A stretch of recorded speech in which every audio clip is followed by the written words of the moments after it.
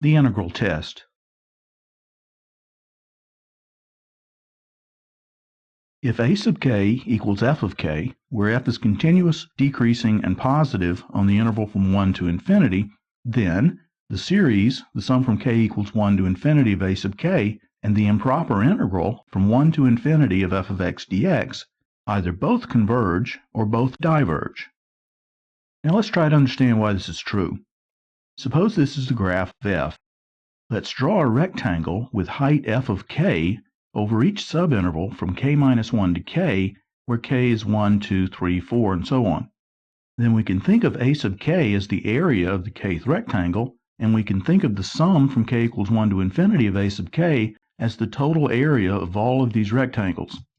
Now, all of these rectangles except the first one lie inside of the region under the graph of f. Therefore, we can conclude that the sum from k equals 2 to infinity of a sub k is less than the integral from 1 to infinity of f of x dx. Consequently, if the improper integral is finite, then the series is finite. Now let's shift all of these rectangles to the right 1 unit. Then the region under the curve is contained inside the union of all of the rectangles, and consequently, the integral from 1 to infinity of f of x dx is less than the sum from k equals 1 to infinity of a sub k. This proves that if the series is finite, then the improper integral is also finite. P-series. These are series of the form, the sum from k equals 1 to infinity of 1 over k to the pth power, which equals 1 plus 1 over 2 to the p plus 1 over 3 to the p, and so on, where p is positive. When p is 1, this is the harmonic series, the sum from k equals 1 to infinity of 1 over k, equal to 1 plus 1 half plus 1/3, and so on. And the related improper integral is the integral from 1 to infinity of 1 over x dx. This is equal to the natural log of x evaluated from 1 to infinity, which equals the limit as x goes to infinity of the natural log of x minus the natural log of 1, which is 0, and the limit as x goes to infinity of the natural log of x is equal to infinity. Since this improper integral diverges, so does the harmonic series.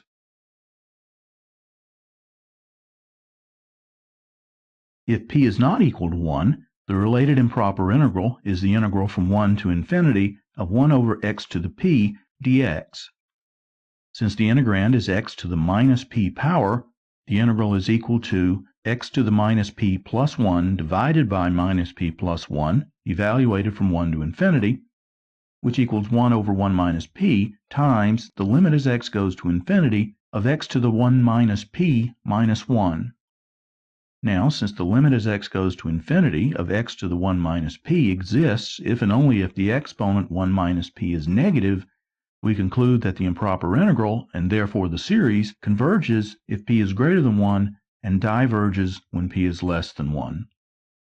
Now we already know that the series diverges when p equals 1, and so a p-series, the sum from k equals 1 to infinity of 1 over k to the p, converges if p is greater than 1 and diverges if p is less than or equal to 1.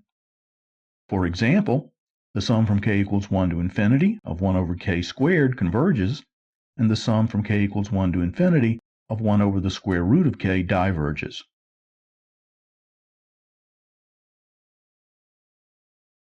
Example: does the sum from k equals 2 to infinity of 1 over k times log k converge or diverge? Now, before we try to answer this question, let's point out that the partial sums here grow very, very slowly. In fact, the sum from k equals 2 to 1,000 of 1 over k times log k is equal to 2.727, but that really tells us nothing about whether the series converges or not.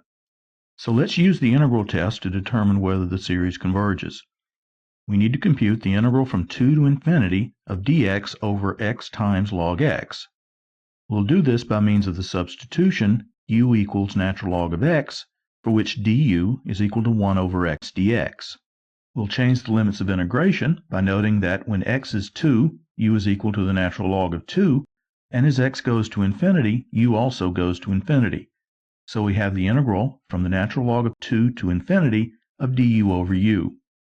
This equals the natural log of u evaluated from natural log of 2 to infinity, and since the limit as u goes to infinity of natural log of u equals infinity, we conclude that the improper integral diverges, and therefore the series diverges. So even though the 1,000th partial sum is only 2.727, the partial sums eventually become greater than any real number. Another example. Does the sum from k equals 2 to infinity of 1 over k times the square of the natural log of k converge or diverge? Let's use the integral test again. We want to compute the integral from 2 to infinity of dx over x times the square of the natural log of x. We can actually make exactly the same substitution as in the previous example, and that gives us the integral from the natural log of 2 to infinity of du over u squared. This equals minus 1 over u, evaluated from the natural log of 2 to infinity, which equals the limit as u goes to infinity of minus 1 over u minus 1 over the natural log of 2, and since the limit as u goes to infinity of 1 over u is 0, we have 1 over the natural log of 2. Now the particular value here doesn't really matter. We only care that the improper integral is convergent, and that tells us that the series converges.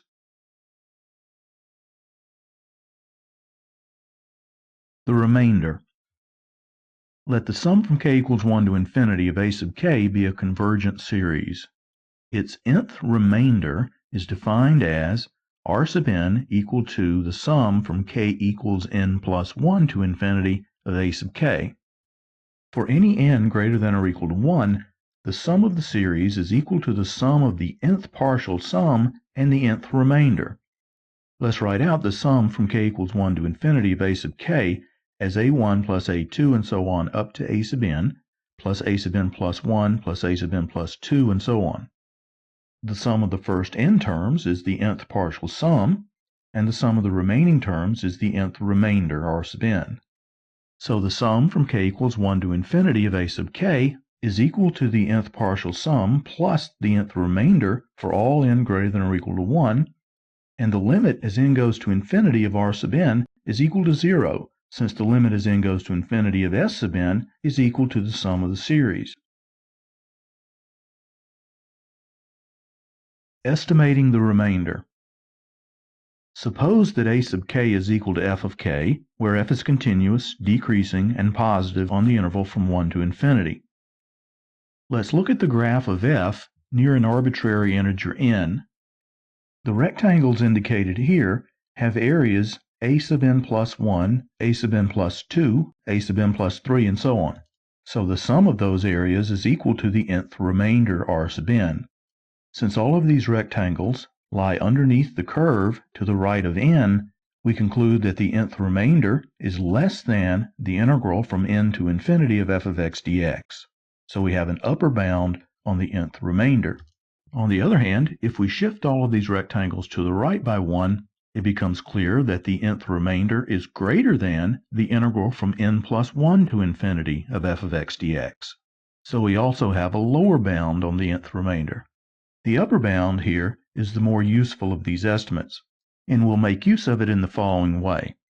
If the integral from n to infinity of f of x dx is less than or equal to a number epsilon, then we can conclude that the nth remainder is between 0 and epsilon.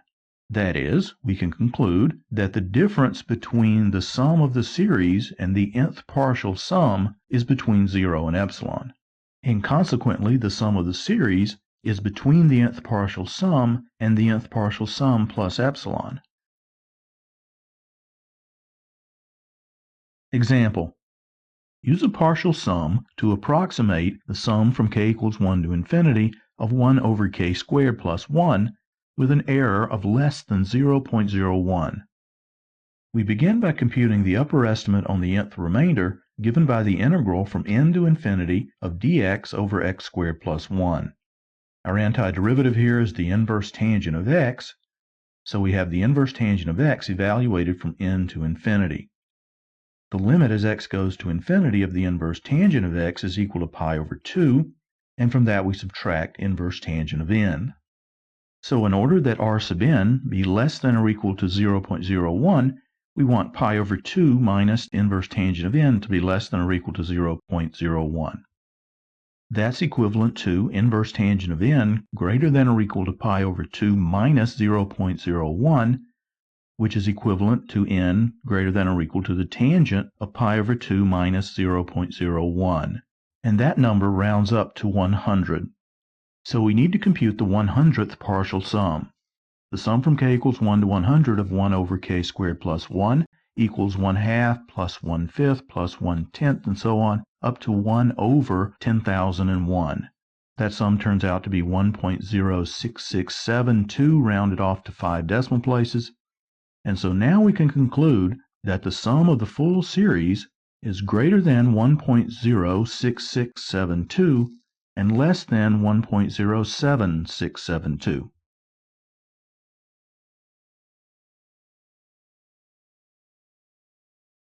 Example.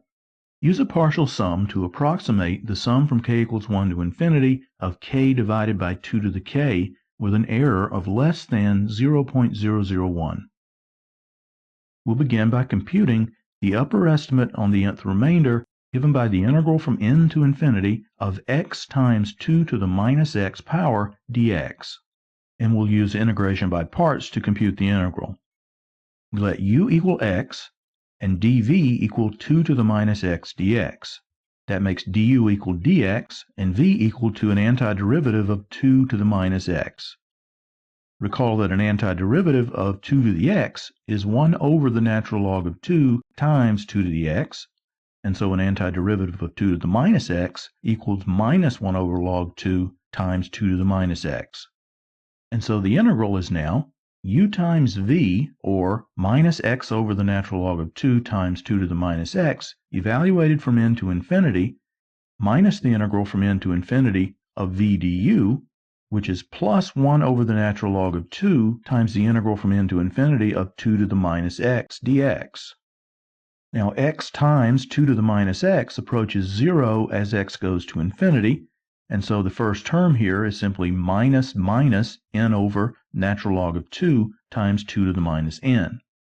When we antidifferentiate 2 to the minus x, we pick up another factor of 1 over the natural log of 2, and so the second term here becomes minus 1 over the square of the natural log of 2 times 2 to the minus x evaluated from n to infinity. The limit as x goes to infinity there is equal to 0, and so we have minus the value at n, which gives us n over the natural log of 2 times 2 to the minus n plus 1 over the natural log of 2 squared times 2 to the minus n. And all of that simplifies to n times the natural log of 2 plus 1 divided by the square of the natural log of 2 times 2 to the n. So now our problem is to find out how large n needs to be in order that that quantity is less than or equal to 0.001. A good way to do that is just to graph the equation y equals x times log 2 plus 1 over the square of log 2 times 2 to the x. That graph is shown here, and the graph makes it clear that that quantity is less than or equal to 0.001 when x is greater than roughly 14.5. So we take n equal to 15 here and compute the 15th partial sum. That partial sum is 1/2 plus 2 over 4 plus 3 over 8, and so on, up to 15 over 2 to the 15th, which turns out to be 1.99948 rounded to 5 decimal places. Now you may recall that in a previous lecture, we found out that the sum of this series is exactly 2. So notice that our 15th partial sum here is in fact within 0.001 of the exact sum of the series.